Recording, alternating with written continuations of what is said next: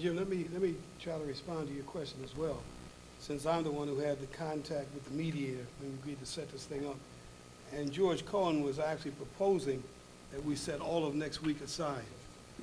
George Cohen, the mediator, federal mediator, was proposing that we actually set next week aside, the entire week, for mediation. It's because of the NBA schedule and the commissioner's alleged inability to get together with us over 4 or 5 days. I think that he set a sort of superficial, arbitrary deadline saying that if it doesn't happen by Tuesday, then all these other things will evolve as a consequence. My attitude is that if they really want to get a deal, we've been negotiating for over 2 years. The probability or likelihood of getting it in one day, because we'll only be together one day on Tuesday. And then I believe the NBA has scheduled Board of Governors meetings and other meetings, he says Wednesday, Thursday, and Friday. So that's why it's limited to one day and one day only. Do you believe, Billy, Derek, would you agree or disagree with the statement that the commissioner said it'll get worse for the players and perhaps for the players if you don't come to an agreement on Tuesday? Well, I think it can only get worse for both of us. So, I mean, if somebody's pointing a gun at my head, I'm going to point one back at him. So that door doesn't swing one way. And it's not just the players who are going to suffer if their game's lost. What he's failed to reveal to you is the amount of economic damage they're going to suffer as a consequence. He points up that the players will lose $170 million every 2 weeks. The owners will lose a similar amount, coupled with any damage that their franchise sustained as a consequence. So the pain is mutual. You're going to inflict pain on the players, they're going to have some pain inflicted on them as well. And that's what they got to think about. They got to be concerned about whether or not, in the face of a protracted lockout, if there'll be some franchises that won't make it.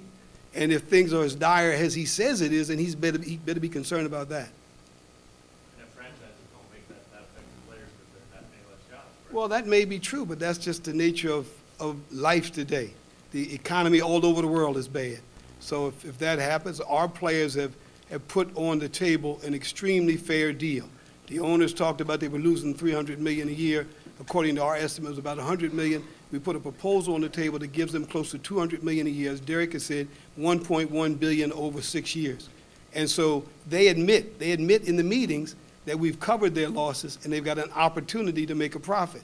Now, what else do they need? How much more do they need? How much is enough? And what we're saying is that we think that what we put out there is more than ample. And what they choose to do beyond that is on them. I think the real issue and what you need to look at is what's the internal problems going on within their group. And the problem is really a battle between the big and the small markets, in that the small markets want greater revenue sharing, and I think the big markets have pushed back and said, unless you deliver the deal to us that we want, we're not going to engage in revenue sharing. So it means that it's all on the backs of the players. And we're saying, no way. We said it from the get-go. We're not going to let it be solely on the backs of the players. The players have been more than beneficent in terms of what they're willing to offer. And we put a fair deal out there that the league can thrive.